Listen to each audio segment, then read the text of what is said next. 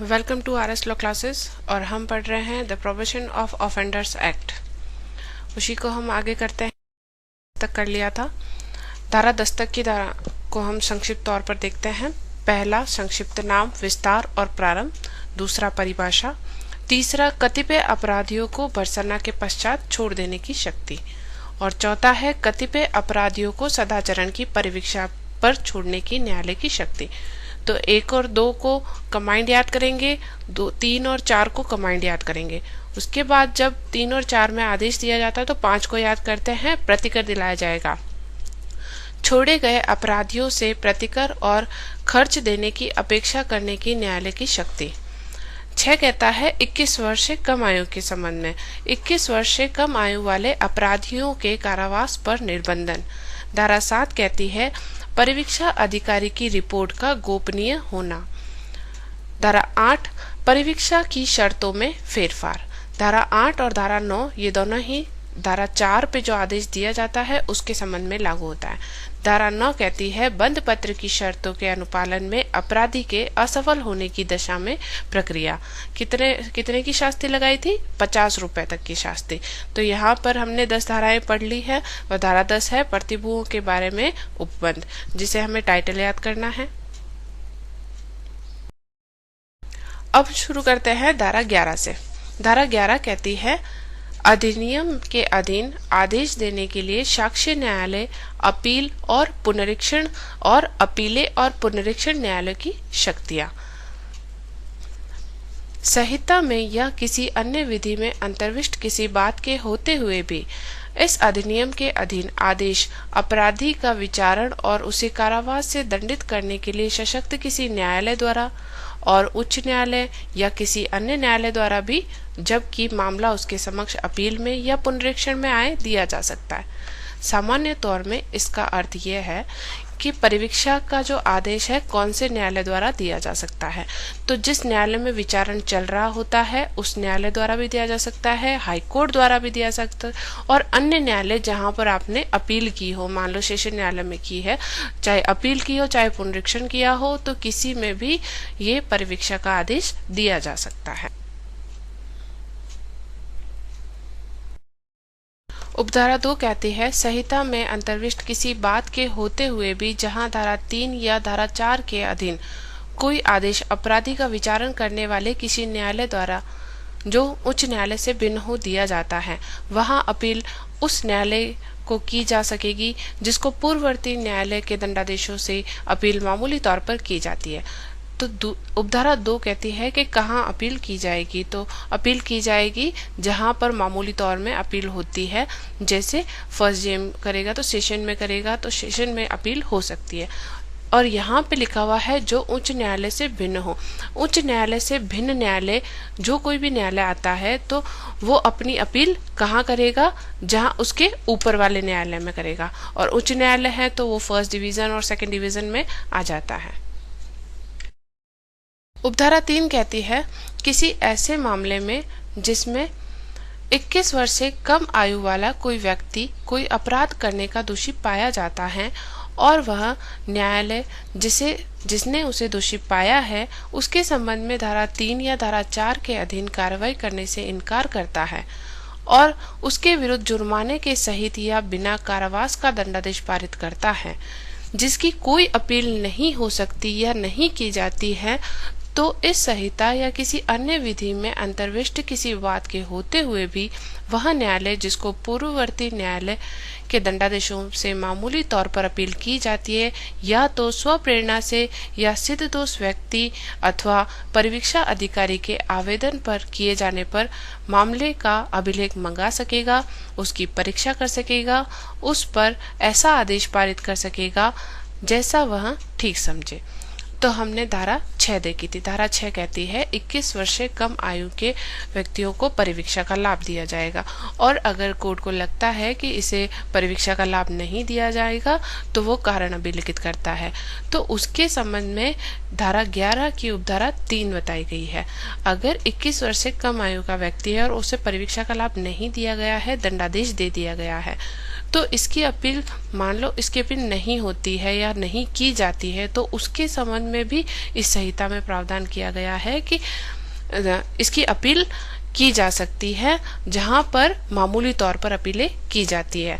Appeal भी की जा सकती है, या जो ऊपर वाला न्यायालय है वो स्व प्रेरणा से ऐसे अभिलेख मंगा सकता है, या इसकी अपील सिद्ध दोष अपराधी खुद कर सकता है। परिवीक्षा अधिकारी भी इसके संबंध में अपील कर सकता है। और जब अपील में ऐसा मैटर जाता है तो अपील न्यायालय जैसा वो मामले को देखकर ठीक समझता है उसके अनुसार आदेश कर सकता है। उपधारा 4 कहती है, जब किसी अपराधी के संबंध में धारा 3 या धारा 4 के अधीन कोई आदेश दिया जाता है, तब अपील न्यायालय या उच्च न्यायालय अपनी पुनरीक्षण की शक्तियों का प्रयोग करते हुए ऐसे आदेश को अपास्त कर सकेगा और उसके बदले में ऐसे अपराधी की बाबत विधि के अनुसार दंडादेश पारित कर सकेगा। परंतु अपील न्यायालय या उच्च न्यायालय पुनरीक्षण करते हुए उससे अधिक दंड नहीं देगा जो उस न्यायालय द्वारा दिया जा सकता था जिसके विरुद्ध अपराधी दोषी पाया गया था। तो यहाँ पर पुनरीक्षण के बारे में बताया गया। हमने 3 तक में अपील के बारे में पढ़ा।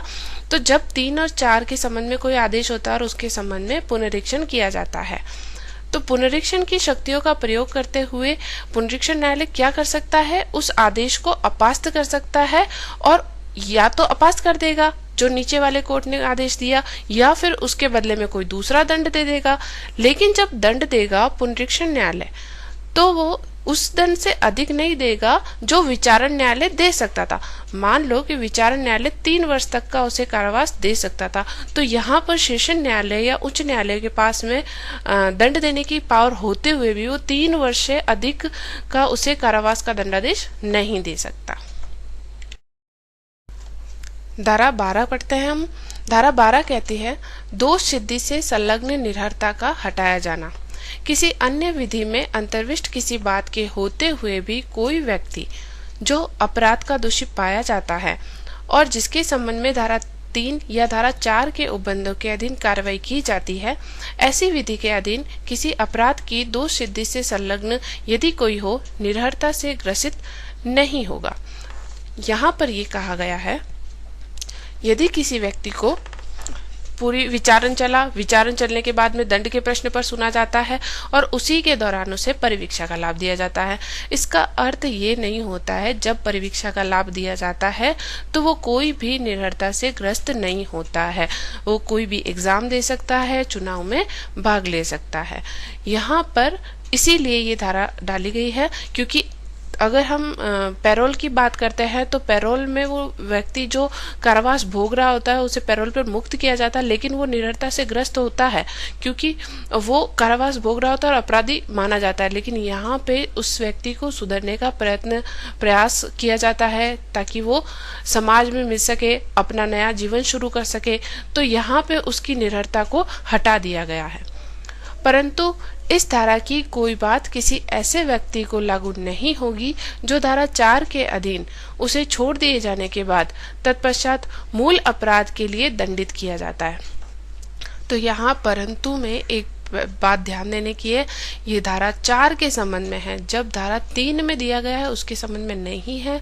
सिर्फ जब धारा 4 में आदेश दिया जाता है और वो शर्तों का पालन नहीं करता है और उसे मूल अपराध के लिए दंडित किया जाता है, तब व्यक्ति नियोग्यता से ग्रसित हो जाता है। वहां पर धारा 12 लागू नहीं होती। धारा 13 है परिवीक्षा अधिकारी। परिवीक्षा अधिकारी, इस अधिनियम के अधीन परिवीक्षा अधिकारी कौन होगा?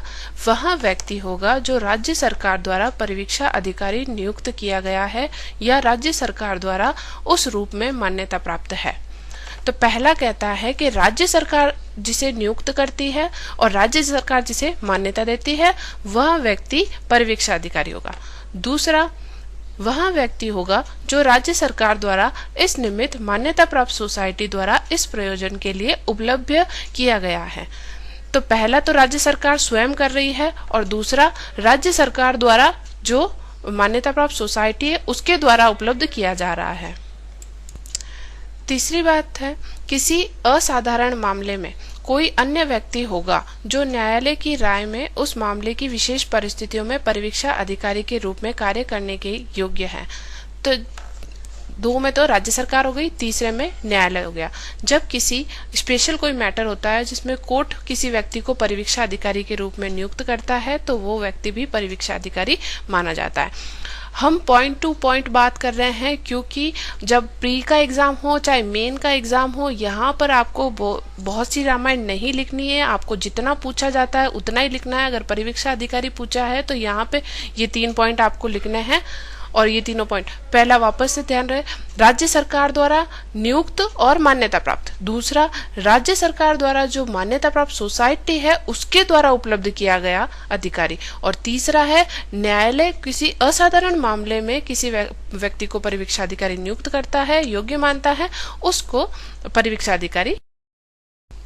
उपधारा 2 कहती है, कोई न्यायालय जो धारा 4 के अधीन कोई आदेश पारित करता है या उस जिले का जिसमें अपराधी तत्समय निवास करता है, जिला मजिस्ट्रेट किसी भी समय पर्यवेक्षण आदेश में नामित किसी व्यक्ति के स्थान पर कोई परिवीक्षा अधिकारी नियुक्त कर सकता है। जब न्यायालय धारा 4 में पर्यवेक्षण का आदेश पारित करता है तब उस पर परिवीक्षा अधिकारी नियुक्त किया जाता है। तो वहां पर उस जिले के संबंध में, जिस जिले में वो व्यक्ति अपराधी रहता है, निवास करता है, उस जिले के जिला मजिस्ट्रेट को ये पावर है कि उसके संबंध में किसी परिवीक्षा अधिकारी को नियुक्त कर सके। इसका स्पष्टीकरण कहता है कि इस धारा के प्रयोजन के लिए प्रेसिडेंसी नगर को जिला माना गया समझा जाएगा और मुख्य प्रेसिडेंसी मजिस्ट्रेट को उस जिले का जिला मजिस्ट्रेट समझा जाएगा। तो यहाँ पर जिला मजिस्ट्रेट की बात बताई गई है। तो जहाँ पे प्रेसिडेंसी नगर है तो उसमें क्या होगा, प्रेसिडेंसी नगर भी जिले के बराबर ही होगा और उसका जो मुख्य प्रेसिडेंसी मजिस्ट्रेट होता है वो जिला मजिस्ट्रेट माना जाएगा। धारा 3 कहती है, परिवीक्षा अधिकारी इस अधिनियम के अधीन अपने कर्तव्यों के प्रयोग में उस जिले के जिसमें अपराधी तत्समय निवास करता है जिला मजिस्ट्रेट के नियंत्रण के अधीन कार्य होगा। तो परिवीक्षा अधिकारी किसके नियंत्रण में होगा, जिस जिले में वह अपराधी निवास कर रहा है उस जिले के जिला मजिस्ट्रेट के नियंत्रण में होगा। अब हम पढ़ते हैं परिवीक्षा अधिकारी के कर्तव्य। धारा 14, परिवीक्षा अधिकारी ऐसी शर्तें और निबंधनों के जो विहित किए जाए अध्ययन रहते हुए, परिवीक्षा में जो शर्तें लगाई गई है और या कोई भी निबंधन लगाए गए हैं उनके अधीन रहते हुए क्या क्या करेगा, किसी अपराध के लिए अभियुक्त किसी व्यक्ति की परिस्थितियों या घर के माहौल की जांच, उसके संबंध में कार्यवाही करने की सबसे उपयुक्त पद्धति अवधारित करने में न्यायालय की सहायता करने की दृष्टि से न्यायालय के निर्देशों के अनुसार करेगा और न्यायालय को रिपोर्ट देगा। तो परिवीक्षा अधिकारी का पहला कार्य है उस अपराधी के संबंध में उसके घर के माहौल की जांच करना, उसके परिस्थितियों की जांच करना, उसके अपराध की प्रकृति, अपराधियों के चरित्र के संबंध में, ये सब हमने जो पहले पढ़ा उसी की जांच करता है और एक रिपोर्ट बनाता है जिसे न्यायालय को सहायता मिलती है। दूसरा है, परिवीक्षा अधीनों और अपने पर्यवेक्षण के अधीन रखे गए अन्य व्यक्तियों का पर्यवेक्षण करेगा और जहां आवश्यक हो उसके लिए उपयुक्त नियोजन ढूंढने का प्रयास करेगा। बहुत सारे परिवीक्षाधीन अपराधी होते हैं, तो सभी परिवीक्षाधीनों के संबंध में या जो स्वयं के पर्यवेक्षण में रखे गए उसके संबंध में उस अपराधी को नियोजन ढूंढने में मदद करना। तीसरा है, न्यायालय द्वारा आदिष्ट प्रतिकर या खर्चों के संदाय में अपराधियों को सलाह और सहायता देना। प्रतिकर हमने पढ़ा था धारा 5 में, प्रतिकर का आदेश दे सकता है प्रतिकर और खर्चों का। जब ऐसा आदेश दिया जाता है तो उसके संबंध में अपराधी को सलाह और सहायता भी परिवीक्षा अधिकारी द्वारा दी जाती है ताकि ऐसा व्यक्ति अपना नियोजन ढूंढ के इस तरह के प्रतिकर का संदाय कर सके। उन व्यक्तियों को जो धारा 4 के अधीन छोड़ दिए गए हैं ऐसे मामलों में और ऐसी रीति में जो विहित की जाए सलाह और सहायता देगा। जब धारा 4 के अधीन छोड़ा जाता है, उस पर शर्तें लगाई जाती है, तो उसे किस तरह से रहना है उसके संबंध में सलाह और सहायता देना भी परिवीक्षा अधिकारी का कर्तव्य है। और भी अन्य कोई कर्तव्य करेगा जो विहित किए जाए। जैसे विभिन्न मामलों में अलग अलग शर्तें होती है, अलग अलग कंडीशंस होती है, तो उस हिसाब से जो कंडीशन उन पे अप्लाई होगी उसके अकॉर्डिंग परिवीक्षा अधिकारी के कर्तव्य होंगे। धारा 12 पढ़ते हैं हम। धारा 12 कहती है दोष सिद्धि से संलग्न निर्भरता का हटाया जाना। किसी अन्य विधि में अंतर्विष्ट किसी बात के होते हुए भी कोई व्यक्ति जो अपराध का दोषी पाया जाता है और जिसके संबंध में धारा 3 या धारा 4 के उपबंधों के अधीन कार्रवाई की जाती है, ऐसी विधि के अधीन किसी अपराध की दोष सिद्धि से संलग्न यदि कोई हो, निर्भरता से ग्रसित नहीं होगा। 16 कहती है सद्भाव पूर्वक की गई कार्यवाही के लिए संरक्षण।